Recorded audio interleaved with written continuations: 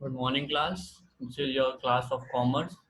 Now, we have studied all the topics related to our chapter 1. First one was human activities, second thing was commercial activities, non-commercial activities. Then we studied that bifurcation of commercial activities into the three parts in the name of business, profession and employment. Now, as we are moving towards that, the end of this chapter, we have to study two to three types of important differentiation. Students, this is very important part because in our papers or examination question papers, we generally receive 10 to 15 marks questions on the basis of differentiation, and it can be of any type. Therefore, while preparing for the chapters of all the subjects, we have to be very careful that all the differentiations which come in between the chapters are required to be studied very carefully, as these differentiations are easy to understand and write, as well as it will help to acquire more marks. Now, students, first differentiation which come in our prospects is commercial and non-commercial activities. It is not necessary that you know the point of distinction while writing the differentiation in the papers, but I would suggest that you should remember these points of distinction so that it is easy to learn as well as easy to understand, and it also gives a wide impression on your paper to the examiner who is taking the copy. Therefore, I would suggest that point of distinction should be remembered by you if possible, and if it is not possible, then you can ignore it. But again, I will suggest that you should learn this point of distinction. Now, the first point of distinction is objective. Objective here means the motive behind which the activity is being performed. Then commercial activity is performed with the economic motive means to earn the living and to acquire the wealth, while a non-commercial activity is performed for sentiment and emotional objective and to obtain some sort of professional or personal satisfaction. It is very much clear in the first point only, commercial activity is performed to earn money, while a non-commercial activity is performed to obtain the self-satisfaction. Second, expectation. The expectation here means what we are expecting from performance of such activity. In commercial activity, the expectation is money. That is, money is expected from these activities. While in non-commercial activity, we very carefully know that money is not expected from such activities. On the other hand, self-satisfaction or personal satisfaction is only derived. Relationship. What is the relationship between the commercial activity and its expectation? The relationship here is directly related to income and wealth. In commercial activities, the expectation is relationship is between the income and the wealth, while in non-commercial activities, as there is no money, therefore there is no relation between income and wealth. Now, measurement of outcome means what is the result of performance of our activity. Outcome here means the result of the performance. Therefore, measurement of the commercial activities can be done in terms of money, as it is said that results can be measured in terms of money. On the other hand, non-commercial activities results cannot be measured in terms of money. Logic. Now, why we logic here means why we are performing these activities. It is guided by the rational consideration of cost and benefit. Means commercial activities are performed with the logic that when we will put some effort and the cost to a particular activity, the benefit will be derived in the forms of profit or earnings. While in a non-commercial activity, the logic is the sentiment and emotion without regard to any gain or sacrifice, which means only emotional attachment is the logic behind the non-commercial activity. You are not going to gain anything or not going to sacrifice anything while the performing of the non-commercial activity. Resources. It is saying that how you will be resourcing using your resources available to you in commercial activities. In commercial activities involve proper allocation and optimum use of resource, which means the resources available to us should be used in such a manner that 100% utilization of resource is done, as well as there is low or minimum wastage of the available resource. While in non-commercial activities, optimum allocation of use of resources is not essential because there is no motive of earning money, no motive of producing goods, and there is no motive to earn any benefit. Only self-satisfaction, sentiments, and emotions are involved. As a result, resource utilization is not the part of non-commercial activity. And the last is the types of example, means how the categories have been divided. In the commercial activities, the category is divided as business, profession, and employment, while in non-commercial activities, it is being categorized as family-oriented, religious beliefs, social programs, cultural beliefs, and national patriotism. Now, students, I have just made you the point of distinctions of commercial and non-commercial activities, as well as I told you how this is helpful. Now again, one more thing while preparing for these distinction is that if you remember all your features and definitions which you have studied earlier, then also you can write these differentiation. But being point specific and to make it learn easy, we are allowing you to go through these charts. Hopefully, I'm clear till here, as well as I would suggest that if you have learned all the points of your features and definitions of the chapters, then while preparing for this distinction, you will just see that you are revising all the points of features and you need not take any extra pain for preparing these distinctions. Therefore, you should learn the point of distinction, commercial activities, non-commercial activities, and revise with the features which you have learned earlier. Now, this is the first part of the differentiation. In the same way, students, I am going to tell you the other differentiation, which is very much important from the prospect of this class as well as from the prospect of this chapter.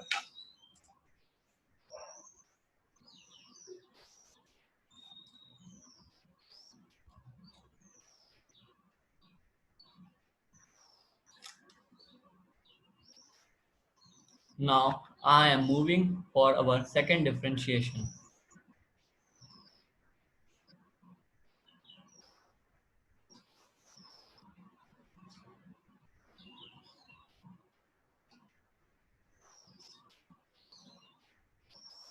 Now, the second differentiation is the distinction between business, profession, and employment. It is the three-way differentiation. We have read that all the three business, profession, and employment are the part of the commercial or economic activities. But this distinction is also important. We have studied the features of business, profession, and employment. Now, with this, we have to study the difference between all the three. Again, I would like to tell you that this time again we are going to revise the features which we have uh, studied earlier, and again I would tell you this, that if you learn these distinctions, this will help you to gain marks. Now, student, also mark it important, as a question of 5 marks can come in the long questions with respect to the distinction of business, profession, and employment. Now I'm going with the point by points so that it is become easy to understand and learn. And if you have revised your chapter, then you will again revise it here.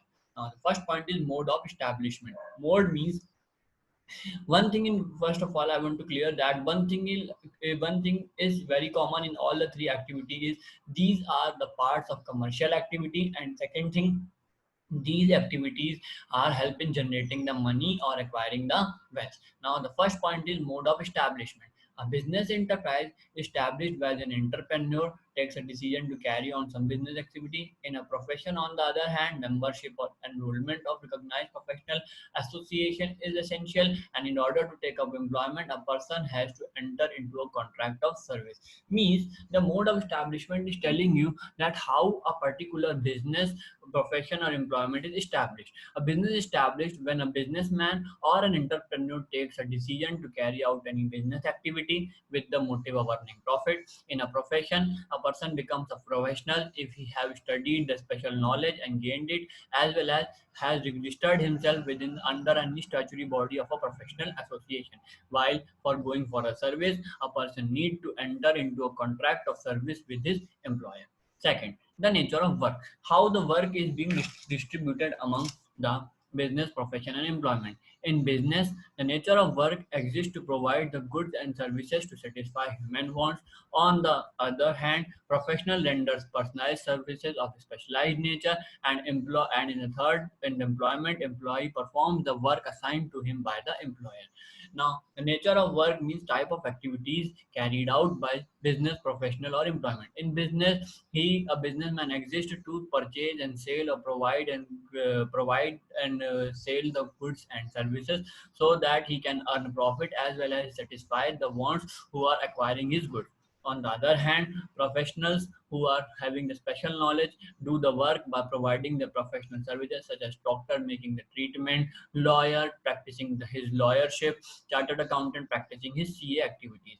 On the other hand, employee perform the work assigned to him by the employer. Employee's work is to do the work which is given to him by the employer. Therefore, the second one is nature of work. Third, qualification. What is the extra requirement of becoming a business profession or employment or any qualification is required? This is discussed in the third point. For the business, no formal education is compulsory in order to carry on the business, which means a basic knowledge of class up to class 12 or up to your graduation is essential. When you should have the skills to do the business or you should acquire it from your forefathers. But for a professional person, you need to have a special knowledge and training, because without any special knowledge and training you cannot get the specialized degree. As a result, you are not treated as a qualified for a particular essential professional service.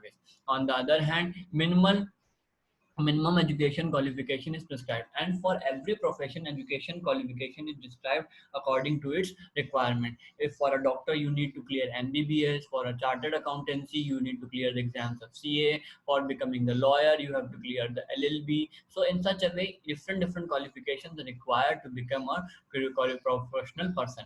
On the other hand, employment is required qualification depend on the nature of the job. For the employment, you need to very much be clear that your qualification is dependent in what type of service you are going to take. If you are going to do a clerical service means of a clerk nature, you need only a basic knowledge up to your graduation. But if you are going for a big service, for example, you want to become a architect engineer in some company, or you want to become a CEO of a company, then qualifications for becoming a CEO are different. Now, the fourth point is main objective. What is the behind objective behind doing the business profession and employment?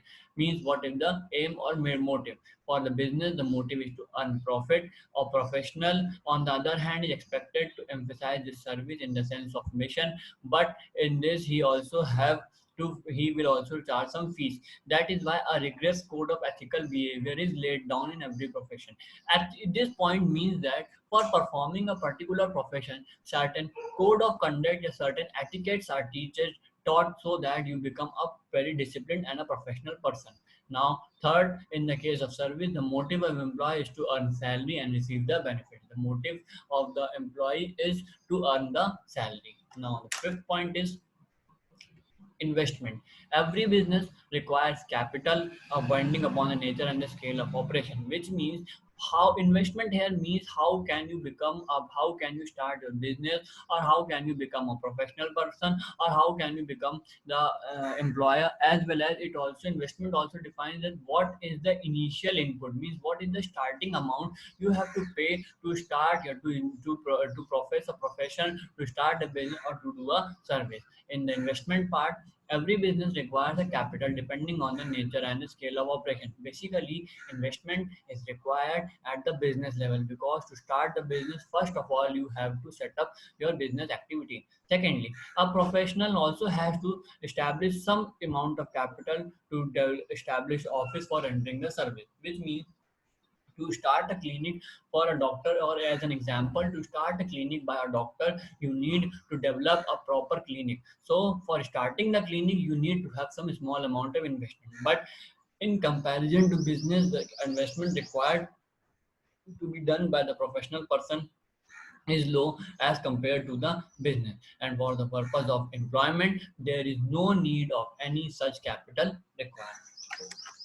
Now, class, only 3 to 4 more points are left so that it can be discussed and we can lead to the end of the chapter. Now, class, point number 6 is risk. Means What is the risk involved in performing these activities? Generally, there is an inherent element of risk in the business and profession, but practically no involved in the employment. Risk is there in the case of business because there is always uncertainty whether the business will grow or will it fail. In the same way, there is a risk in the profession with respect to that whether the profession will go or whether the practice of a professional will succeed or will it get to the failure. But there is no risk in employment because you know that you will be given a paid salary, and for this you have signed a contract. Seventh is the reward, means what is the outcome. Reward can also be called as the result. Profit is the reward for the businessman, while the professional fees is the reward of professional. The reward in the case of the employment is wage and salary. But we know that wage and salary is a regular benefit. The once the amount is fixed, it will remain fixed for the duration of certain fixed period. But in the case of business and fees, it is not fixed because if the business grows and sale is more, then you will earn more profit. But if a season is down or if business is less, then you will earn less profit. Therefore, the reward of the business and profession is fluctuating, while the reward of the employment is fixed. Transfer of interest. Transfer of interest means whether you can transfer your benefits to the others or not. It is possible the transfer of ownership of business, but it is not possible to transfer in profession and employment, which means that in a business, if you carry on a business and you reach to a certain age, then you can also allow your children to continue with your business. But in the case of profession and employment, there is no such transferring because for becoming a profession, you need to have special knowledge, and for becoming an employment, you need to have a special qualification. Public advertisement. The ninth point is public advertisement. The success of the business depends upon the public advertisement, but professionals are prohibited from giving public advertisement, and there is no need for the advertisement in the case of service. Which means that for making it knowledgeable to the other people, a business is carried out and the advertisement is also done. That particular business is being carried out, but a professional according to the professional bodies is not allowed to do any advertisement, and in the same way there is no need to have advertisement in the case of service. Now class, all the points of business, profession and employment are clear with respect to the differentiation. Now we are reading the just at the last para, and this is the outcome of the whole chapter. In spite of above differences, there is a close interrelation between the business, profession and service. A large business employs large number of persons in order to achieve its objective. It also requires the service of professional experts such as chartered accountants, lawyers, cost accountants, etc. Therefore, modern business have become very complex. Trained and experienced managers and other experts are required for efficient business operation. Professionals and other employees provide necessary manpower and efficient running of business concerns, which means that without the all three activities are joined hand together hand in hand, and they are required as per the need and the service of the people. A businessman can be a person who can generate employment by providing the service as well as also to hire professional services for the smooth running of the business. Now with at the last, it is saying that business, profession and employment are complementary to each other, which means they can be done together and they need to take the help of each other for grow and earn money. So class, this is the end of your chapter 1. I am providing you with the worksheet 1 of the chapter which you have to solve in your notebooks, and I would request you to provide me all the answers within a duration of specific time. Thank you.